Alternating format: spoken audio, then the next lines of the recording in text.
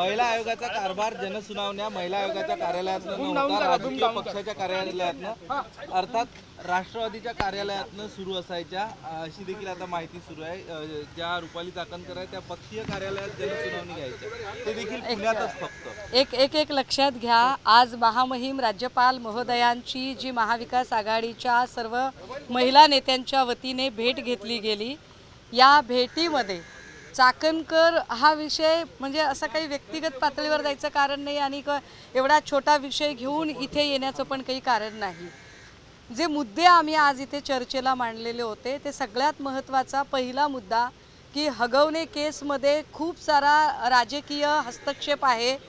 हगवणे केसमधले ज्या जालिंदर सुपेकरांचं नाव आम्ही वारंवार घेत होतो आणि ज्यांचं डिमोशन झालं, त्या जालिंदर सुपेकरांचे सख्खे मेहुणे शशिकांत चव्हाण हे खडक पोलीस स्टेशनला PI आहेत। शशिकांत चव्हाण यांच्याकडेच हगवणे ज्या चोंदेंच्या थार गाडीतनं गेले होते, त्या चोंदेंच्या 2 मुलींच्या सुनांच्या केसेस होत्या। याच शशिकांत चव्हाण यांची अरबो खरबोची वेगवेगळ्या बिल्डर साइट्स पुण्यामध्ये चालू आहेत।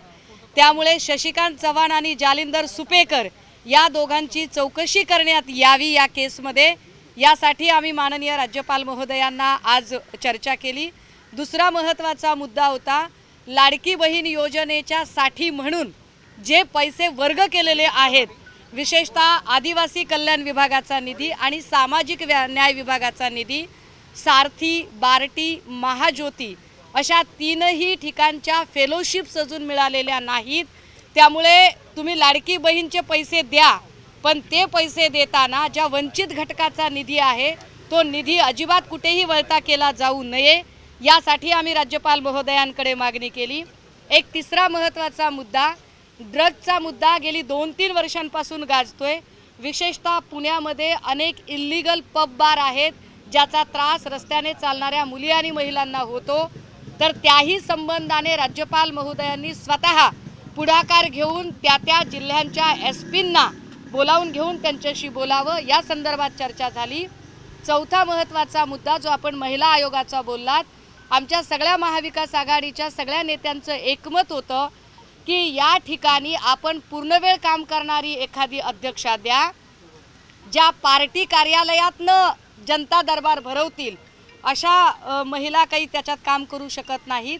विशेषतः ज्यांना कायद्याचा परिघ माहीत आहे अशा महिला असाव्यात त्या, कारण ज्या आत्ता विद्यमान अध्यक्षा आहेत त्या कुठल्याही कायद्याची पदवी घेतलेल्या किंवा कायद्याचा अभ्यास केलेला नाहीत, त्यामुळे त्यांना कायदा कळत नाही।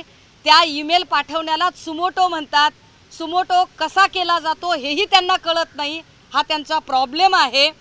गेल्या 6 महिन्यामध्ये महिला आयोगाची इतर सदस्यांची पदं भरलेली नाहीत, त्याही संदर्भाने त्यांच्याशी आत्ता आम्ही चर्चा केलेली आहे। महत्त्वाचं म्हणजे गेल्या 5 महिन्यांमध्ये महाराष्ट्रातनं ज्या अनेक मुली आणि महिला, तब्बल ती 4 लाखांची संख्या आहे, 5 महिन्यातली 13,533 इतकी संख्या आहे आणि गेल्या 4 वर्षातली तब्बल 5 लाखांची संख्या आहे। पूर्ण देशभरातली 13 लाखाची संख्या आहे ज्या महिला आणि मुली बेपत्ता होत आहेत आणि त्या संदर्भाने महिला आयोग किंवा पोलीस काहीही करू शकत नाहीत।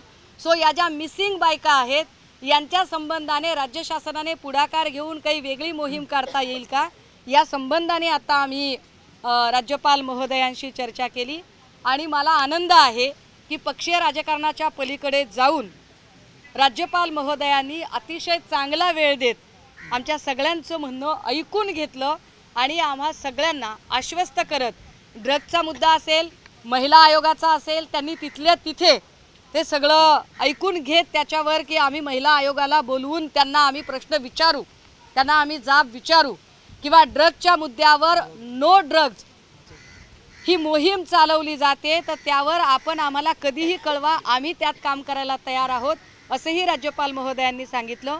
मला वाटतं ही आमच्यासाठी म्हणजे विरोधकांच्यासाठी ही आश्वासक बाब आहे।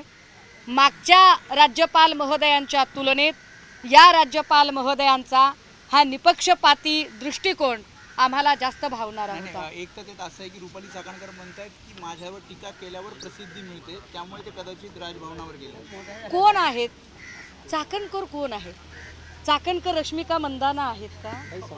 का चाकणकर स्मृती इराणी आहेत?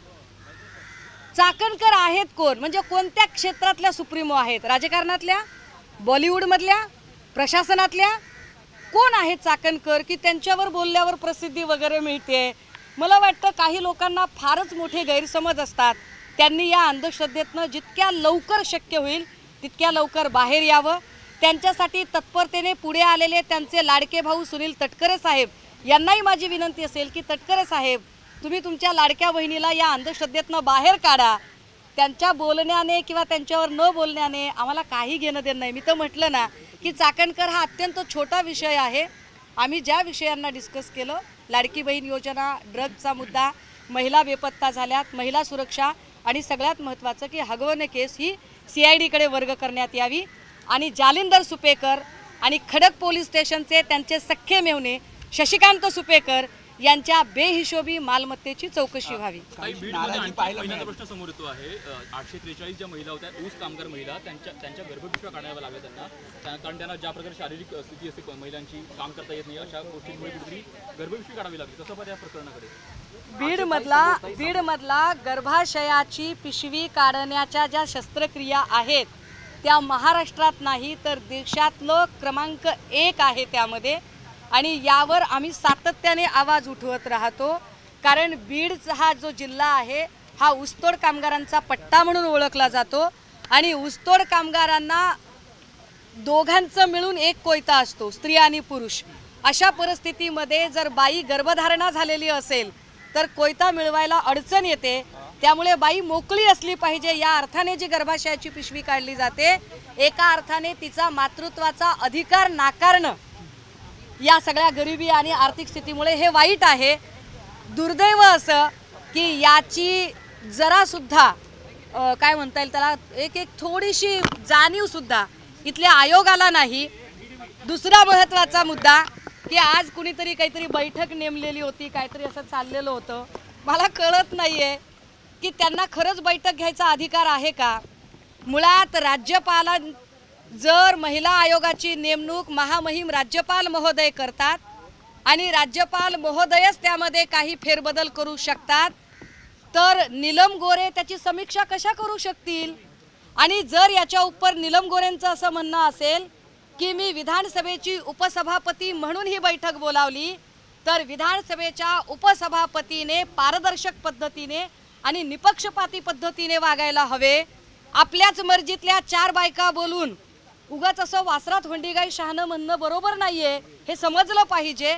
दुसरा महत्त्वाचा मुद्दा, जर त्यांनी विधानसभेच्या उपसभापती म्हणून जर हे बोलावलेलं नसेल तर मग त्यांनी NGO म्हणून काम केलेलं असेल तर ते AC रूममध्ये बसून नाही, गावखेड्यात शेताच्या बांधावर जाऊन ते काम करावं ही अपेक्षा. सहकारी काँग्रेसच्या संगीता तिवारी या थोड्याशा नाराज होऊन गेल्या, कारण त्यांना आतमध्ये प्रवेश मिळाला नाही. ते म्हणतात की किशोरीताई आणि सुषमाताई आतमध्ये गेल्या पण मला सोबत घेऊन गेल्या. नाही, मी संगीताताईंची नाराजी समजू शकते.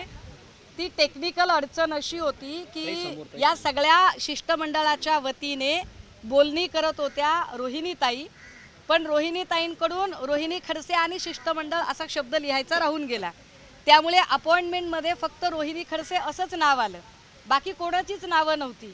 मी आज जाऊन सेक्रेटरी साहेब आणि त्या सगळ्यांना मुद्दा नीट समजावून सांगितला आणि मला असं वाटत होतं की मागून त्या येतील, कारण काँग्रेसच्या दुसऱ्या नेत्या आमदार ज्योतिताई गायकवाड फार उशिरा आल्या आणि त्या ज्योतिताईसोबत आत येऊ शकल्या असत्या, पण त्या आत आल्या नाही. आणि मधून मी त्यांना फोन करायला, आत रेंज अजिबात नाही आहे, आपण कधी मध्ये जाऊन बघा, रेंज नाही आहे. आणि महत्त्वाचं म्हणजे आम्हाला आमचे फोन बाजूला ठेवावे लागले, त्यामुळे आम्ही त्यांना फोन करू शकलो नाही. पण संगीता तिवारी सुद्धा आमच्यासाठी अत्यंत महत्त्वाचं आहे. नाशिकमध्ये एक प्रश्न राज्य सरकारच्या अंतर्गत वादासंदर्भातला आहे. राज्य सरकारमध्ये कॅबिनेट मंत्री विरुद्ध राज्यमंत्री असा एक नवा वाद निर्माण झालेला पाहायला मिळतो. राज्यमंत्र्यांनी मुख्यमंत्र्यांना पत्र दिलंय, कॅबिनेट मंत्री आम्हाला अधिकारच देत नाही, त्यामुळे काम करता येत नाही. सध्याच्या सरकारमध्ये कॅबिनेट विरुद्ध कॅबिनेट असा सुद्धा वाद चालू आहे, लक्षात घ्या. म्हणजे सामाजिक न्याय विभागाचे मंत्री स्वतः प्रेस घेऊन सांगतात की माझा निधी पळवला जातोय. दुसरीकडे कुणी सांगतं की इकडे गिरीश महाजनांचा हस्तक्षेप गरजेपेक्षा जास्त वाढतोय. आणि राज्यमंत्र्यांना तर बिचाऱ्यांना गुळाचा गणपतीच करून ठेवलेला आहे. त्यामुळे हे सरकार म्हणजे येड्याची जत्रा आणि पेड्याचा पाऊस असा कार्यक्रम आहे. मला वाटतं या सगळ्या संदर्भाने सन्माननीय देवेंद्रजींनी जो सगळा सत्ता केंद्री कारभार केलेला आहे त्यातनं त्यांनी काही मार्ग काढावा आणि सगळीच सत्ता स्वतःकडे असू नये, थोड्या अगदी देवाचा प्रसाद म्हणून तरी इतरांना थोडं थोडं द्या, सबमाल अंदर असा कार्यक्रम असू नये, एवढी साधी अपेक्षा आहे. ताई एक दुसरा प्रश्न आहे की नाशिकमध्ये सुधाकर बडगुजर जे आहेत ते नाराज आहेत, त्यांच्याबरोबर काहीतरी 10 ते 12 कार्यकर्ते ते माझं असं म्हणतात की संजय राऊत काय सांगाल? अनेक जण नाशिकमध्ये नाराज होतात आणि नाही, मला नाही वाटत. मी सुधाकर बडगुजर यांना आधी बोलून घेईन आणि ते बोलल्यानंतर मी आपल्याकडे व्यक्त होईन. कारण जेवढी माझी माहिती आहे त्यानुसार सुधाकर बडगुजर हे सन्मान्य संजय राऊत साहेबांना फार मानतात, ते त्यांचे निकटवर्तीय म्हटलं तरी चालेल. आणि सुधाकर बडगुजर हे पक्षाचेही चांगले कार्यकर्ते आहेत. मध्ये त्यांच्यावर सलीम कुत्ताच्या पार्टीमध्ये जे त्यांचं फुटेज दिसलं त्यावरून फार चर्चा सुरू झाली होती. त्यावेळेला सगळ्यात आधी भूमिका घेऊन त्यांच्या बाजूने बोलण्यासाठी मी उभी होते. पण आत्ता नेमकी काय अडचण आहे ती मला माहीत नाही. त्यामुळे मी पहिल्यांदा बडगुजरजी यांच्याशी बोलून घेईन आणि मग निश्चितपणे आपल्याकडे ती प्रतिक्रिया देईल.